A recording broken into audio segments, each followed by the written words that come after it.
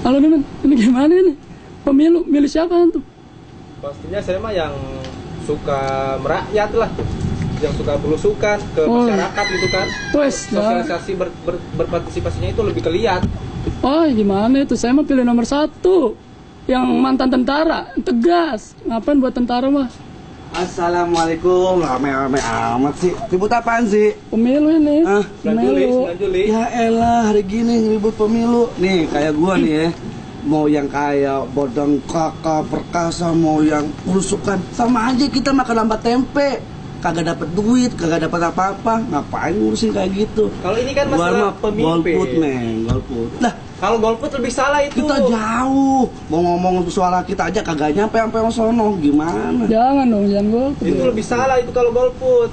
Antum sholat istighfar aja dulu deh. Assalamualaikum. Waalaikumsalam Ustaz. Ngapain ribut-ribut? Ini pemilu Ustaz. Kita mikirin yang satu, berusukan, bisa berusukan kemana-mana gitu, sampai ke Terus got bisa. Yang satu yang gagal bisa tegas. Kita malah ribut milih yang mana? Terus mau ngapain kamu? Ya aku mau golput aja. Mau golput? Oh gitu ya. Jadi mau hidup di hutan? Golput? Nah, nggak mau hidup di... Ya hidup di kota itu. Iya, di kota. Bermasyarakat, tapi aku pengen golput aja. Oh gitu. itu lebih salah ya? Kalau golput lebih salah ya? Ya kalau dibilang salah ya nampaknya gitu. Iya. Kan ada dibolehin golput, Ustaz. Gini ya, Oh, jadi ini. kalau ini negara kan mau tidak mau, golput atau tidak golput, negara ini akan dipimpin. Kan kamu kan kalau nggak milih atau milih, tetap aja pilpresnya akan berjalan dan akan dipimpin oleh satu dari dua pasangan ini. Iya.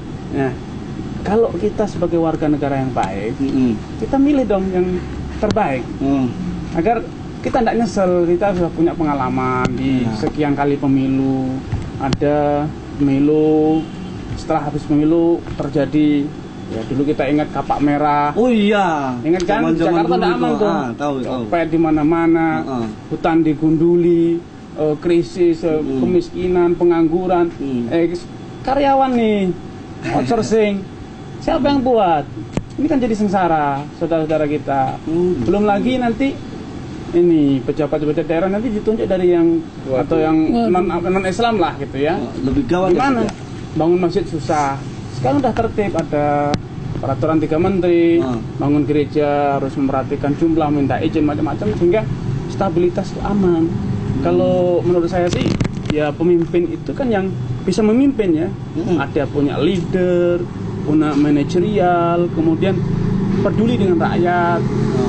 Tidak mencari kepentingan kelompok. Dia namanya pemimpin yang memimpin, bukan pemimpin tapi di bawah bayang-bayangan payung orang.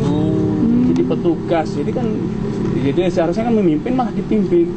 Dia harus memberikan instruksi malah diberi instruksi. Ya gimana?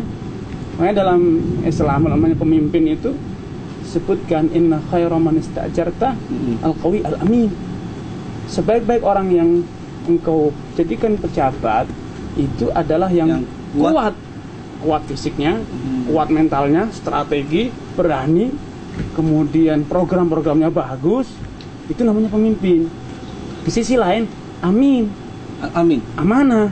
Jadi kalau dia bilang saya mau selesaikan, saya mau buat program, dijalankan.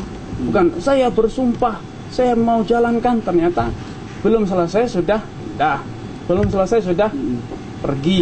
Kan orang Islam kan di hadis kan disebutkan tuh ayatul munafik salah. Ciri-ciri orang munafik itu ada 3. Kalau berbicara kadzab, berdusta.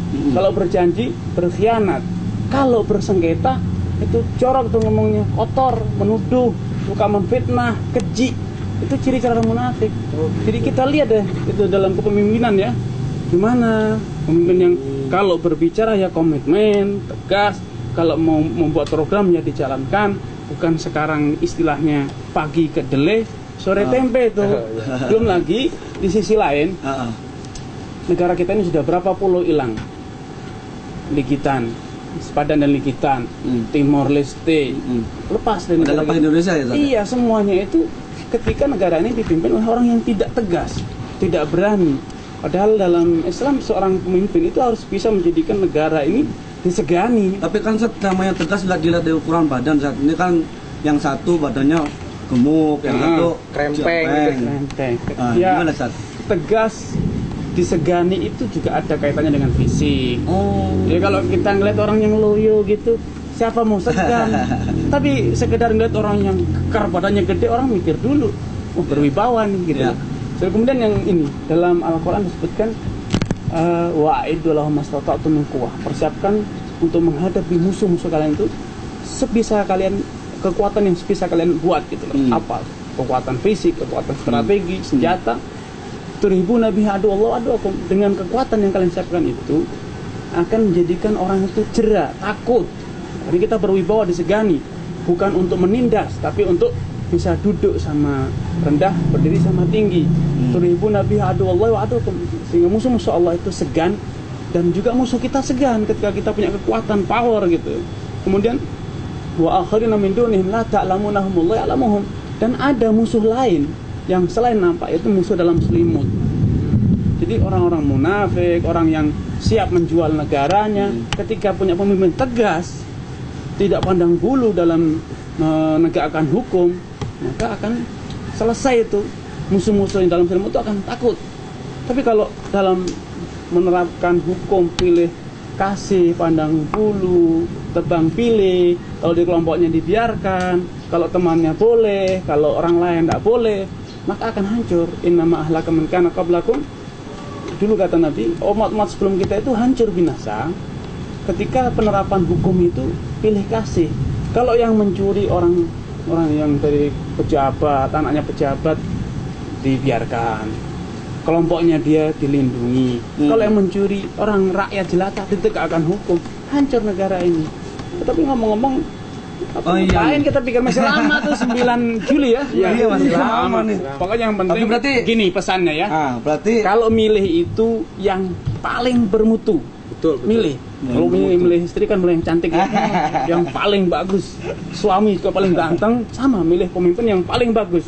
Dan kalau bagus, ya paling nomor 1 jangan KW. Iya, milih KW 2, KW 3, milih yang bermutu. Kalau bermutu pun yang nomor 1, jangan milih yang bermutu nomor 2, itu namanya KW. Berarti saya harus milih nih, Sat. Nanti. Milih dong, jangan golput. Milih yang bermutu. Mau ngojek yang mana nih, Sat? Yang bermutu dan mutunya yang nomor 1. Begini aja deh. Berarti saya harus milih. Tat, mau kemana nih, Tat? Itu mau ke supermarket, itu dekat. Oh ya, 10.000 ya, Tat. Ya boleh lah. Tat. Belanja nih, Sat ya? Iya, milih yang paling bermutu ya. Siap. Yang paling berarti bermutu. Saya harus jadi warga yang baik nih, Sat. Iya, gitu. Udah, hati-hati, Sat. Yo, makasih. Ya. Assalamualaikum. Waalaikumsalam, Sat. Makanya harus pilih yang bermutu biar Antum tadi golput. Biar negara maju. Wah.